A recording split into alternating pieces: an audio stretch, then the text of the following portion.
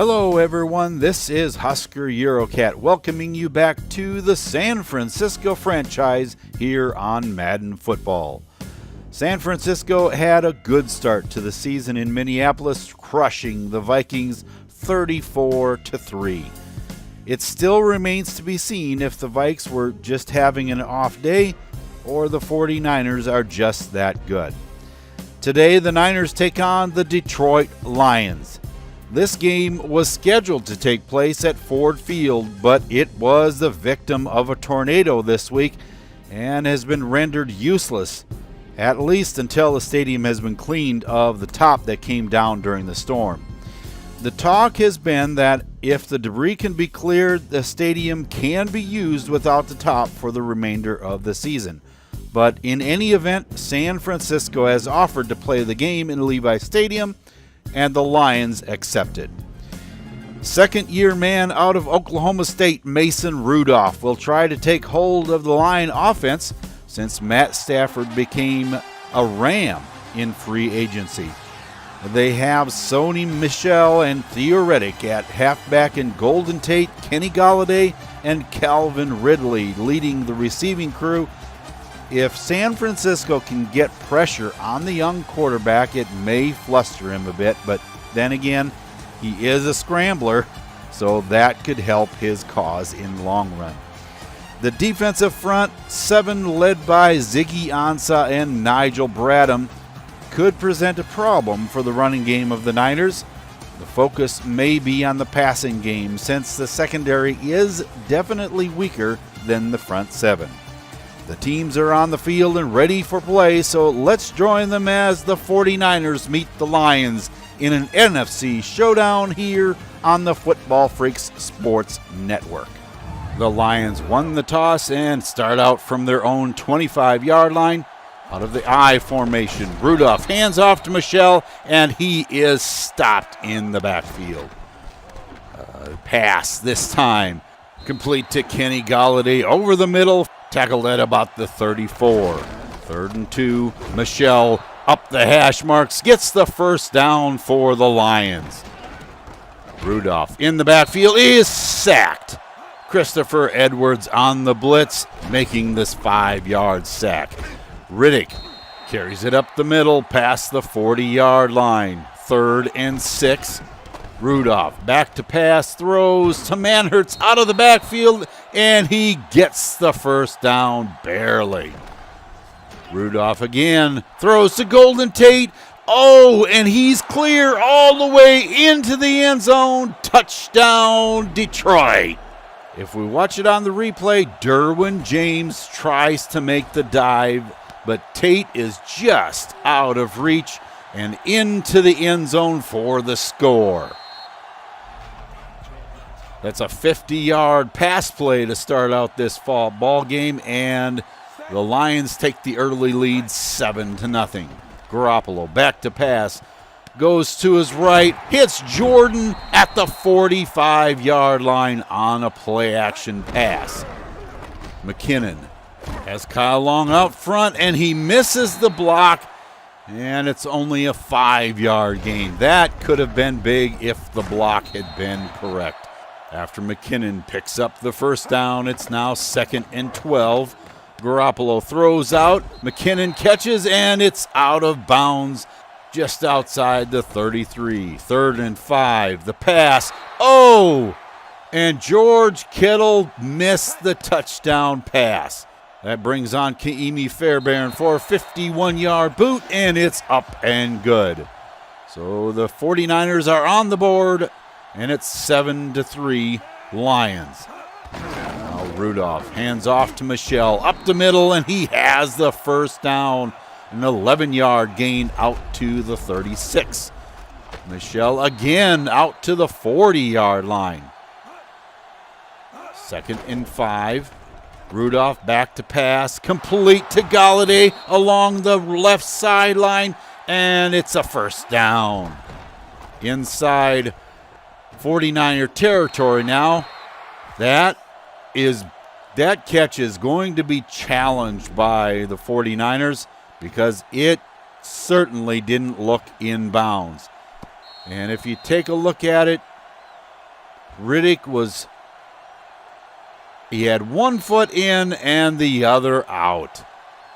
But what are the officials going to say? And the play is reversed. So the 49ers win that one, and that brings us to the end of the first quarter with your score 7-3. Detroit at the 41. Rudolph back to pass. Completes it to Galladay in the middle, and he has a first down to the 26. Michelle gets it this time, and he has another first down for the Lions inside the 15. Rudolph back to pass. Completes it to Quinn inside the 10. 2nd and 4. Now at the 8-yard line, Michelle powers his way forward to the first down. Now on 3rd and goal from the 1. Manhertz is stopped in the backfield. Derwin James on the tackle. Matt Prater comes on for the 3, and it is good. 22-yard field goal, and the score is 10-3. Garoppolo trying to lead the 49ers back to the end zone before halftime. McKinnon with a big run around the left side, and he gets out to the 49. Now 2nd and 8. Across the middle, complete to Lester Jordan. 2nd and 11 now. Garoppolo throws, and that one is out of bounds. Tried to hit McKinnon on the sideline, and no go. And that is intercepted by Ed Reynolds, the former 49er. Jumps the route, and that one intended for George Kittle is intercepted and going back the other way. Detroit can't do anything with it, so it is 49er football at the 30-yard line.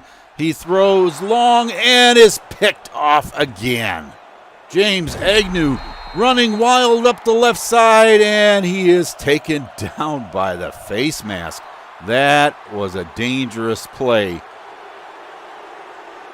And George Kittle, even though he committed the foul, is down on the sideline.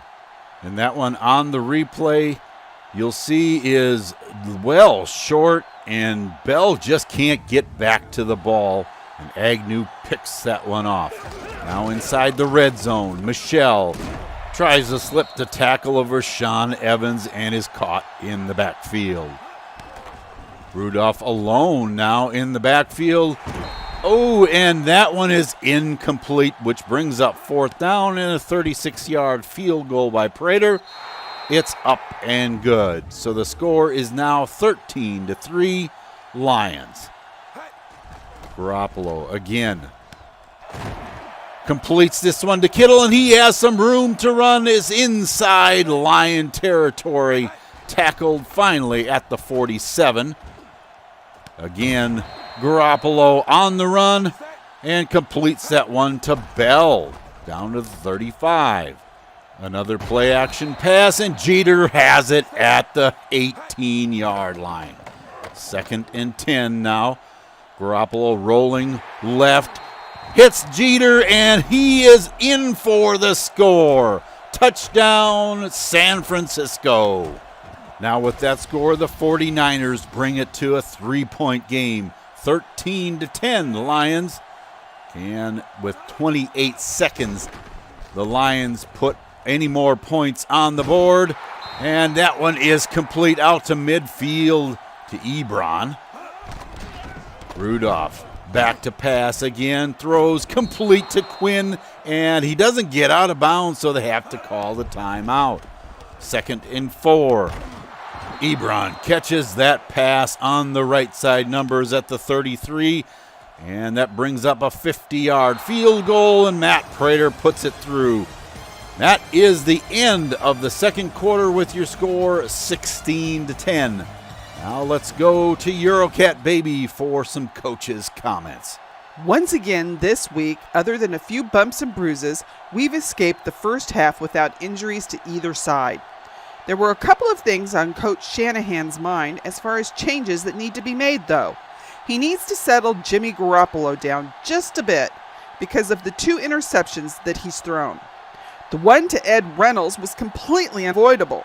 He needed to take a breath and see that Jarek was wide open in the flats for the first down. The other is playing ball control football, and that's where he said the coaching staff will need to call better plays in the second half.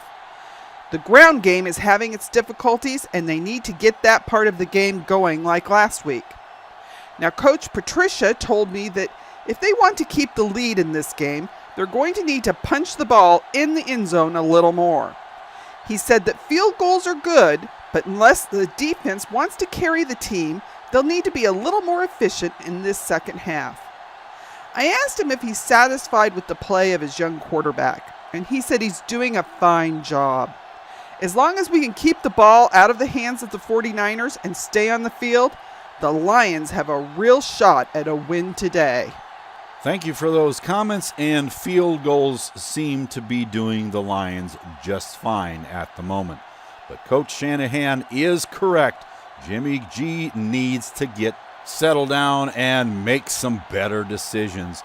We'll see if he could help him here in the second half. The Lions have owned the time of possession, and the score, unfortunately, reflects that.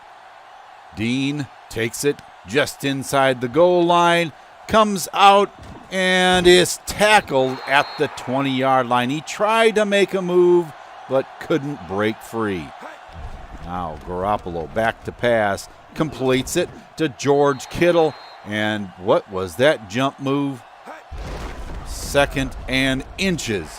McKinnon has the first down over the numbers on the right side. Garoppolo back to pass, and it's complete to Jordan. He has 10-5, touchdown San Francisco. Well, that certainly didn't take long to take the lead in the football game. Not sure what that little dip move was by DJ Hayden, but that released Lester Jordan all the way into the end zone for a 60-yard touchdown. 17-16 now is your score. San Francisco in the lead. Galladay takes the wide receiver screen and makes a first down out of it. Out to the 40-yard line. Rudolph is tackled in the backfield. Malcolm Smith getting him for the 5-yard sack. He throws long this time, and Ebron cannot hang on to it. Rudolph placed the ball right, but oh man, that could have been disastrous for the 49ers. Garoppolo now throws to McKinnon. He has the first down over the right side. Again, back to pass, throws, and this one is incomplete, intended for Kenny Bell. Now on 2nd and 10, McKinnon hurdles a man at the 49 and gets into Lion territory. 3rd and 2, Garoppolo drifting right in the backfield, and he has the first down. Can't find any, decides to run, and he gets the first down. Garoppolo again passing. Jordan is short of the sticks, so Fairbairn comes out for a 52-yarder, and it's just over the crossbar. Good. 20-16 now. The Lions with Michelle alone in the backfield. He carries it up the middle for a 4-yard gain. 3rd and 6. Back to pass is Rudolph. He completes it across the middle to Kenny Galladay for the first down. Now at the 40-yard line. Michelle carries it up the middle and into 49er territory for the first down. Riddick this time carries it up the middle almost to the 40-yard line. And that brings us to the end of the 3rd quarter. The 49ers have taken the lead in this game, 20-16. But the Lions are driving.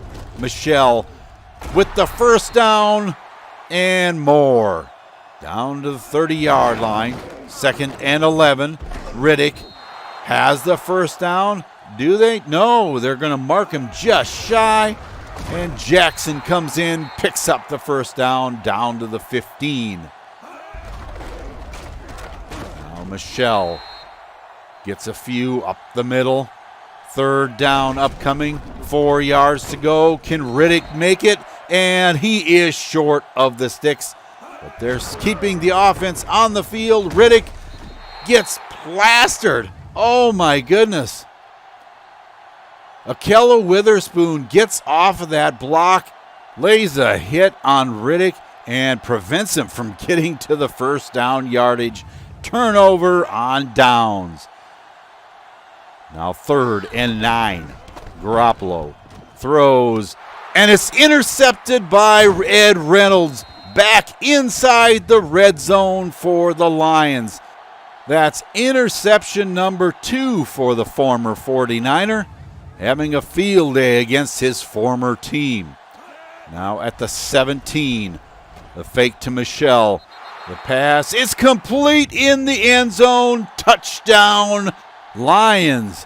Calvin Ridley on the receiving end of that touchdown pass, and that puts the Lions back out in front, 23-20. Now from the 31, the 49ers need to get this one in field goal range at the least, and McKinnon cannot get out of the backfield. Garoppolo throws, and it's complete over the left side to Jerick McKinnon for the first down and inside Lion territory. McKinnon running like a man possessed down to the 34. Garoppolo back to pass. Look out for the heat, and he is sacked back at the 45-yard line. With 2 minutes to go in the game, 49ers go for it, and it is incomplete, knocked down by Jared Davis. So from the 46, Michelle gets tackled in the backfield. 2nd and 12. Michelle up the middle, doesn't make it to midfield, so that brings up 3rd and 8. Manhertz does not make the first down. Tackled by Navarro Bowman. That gives the ball back to Garoppolo and company, and McKinnon with the stiff arm has the first down and out of bounds on the left side. The pass long to Lester Jordan. He catches it in traffic and inside the 10-yard line. 1st and goal for the 49ers. This is a ball game, folks. McKinnon, the deep back, in motion.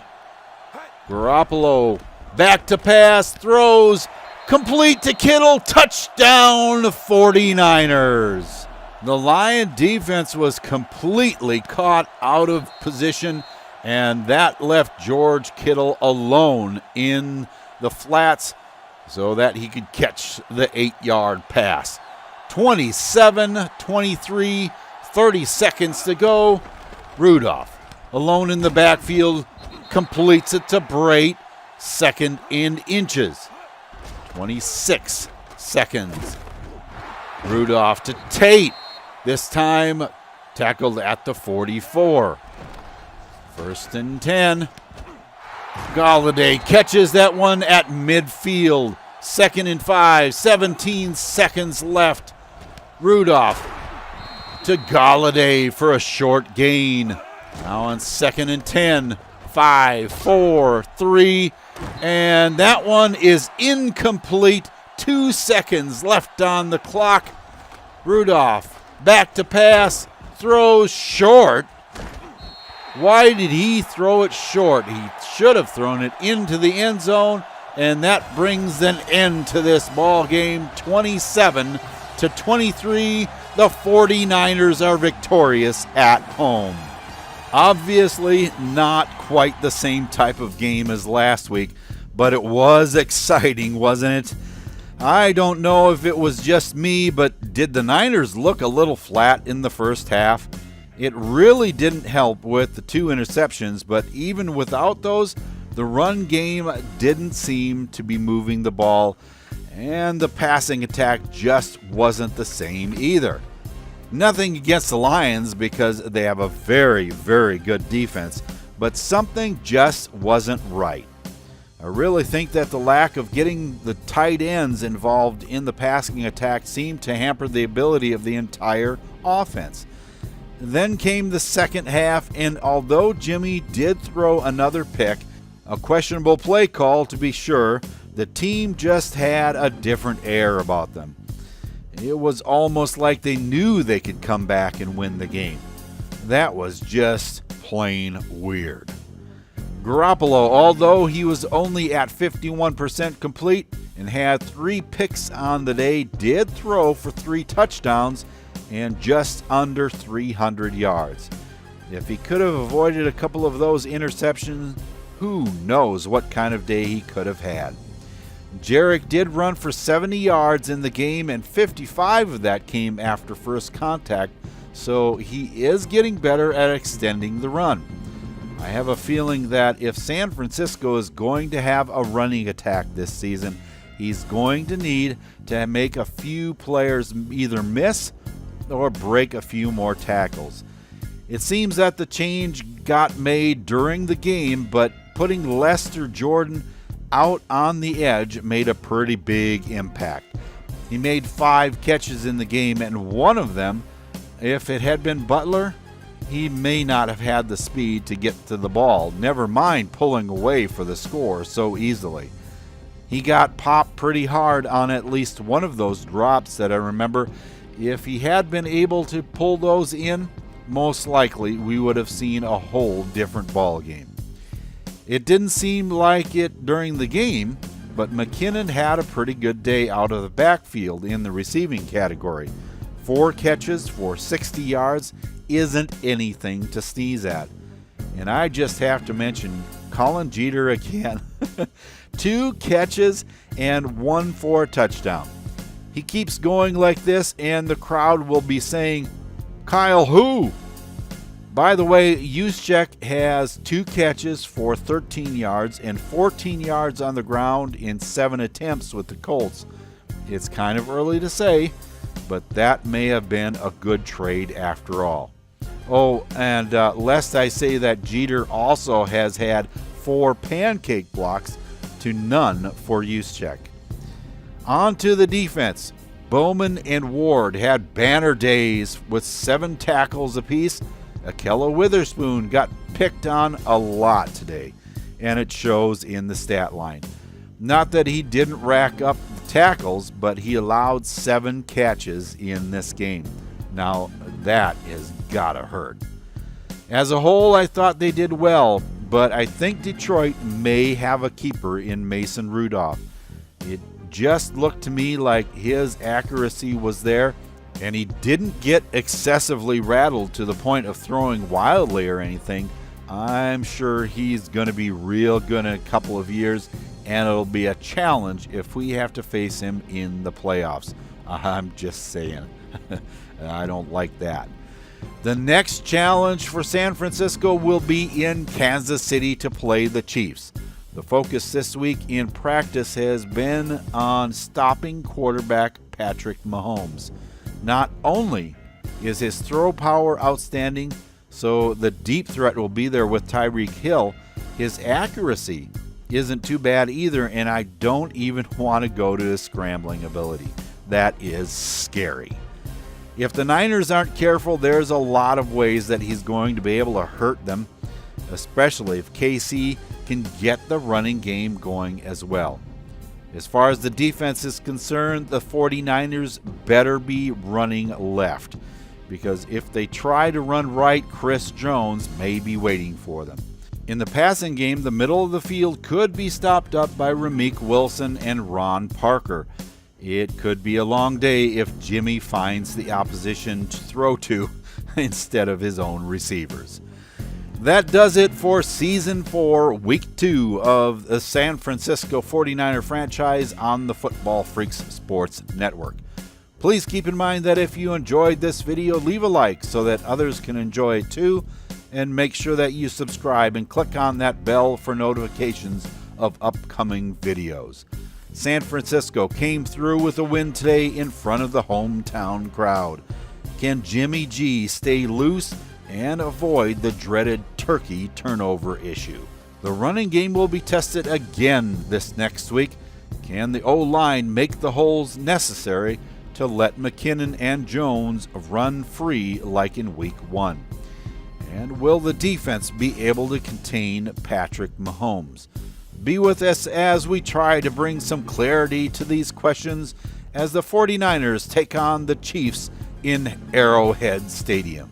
So until I meet you in Cowtown, USA next week for Eurocat Baby and the rest of the crew here, this is Husker Eurocat saying so long for now and have a good day, everyone.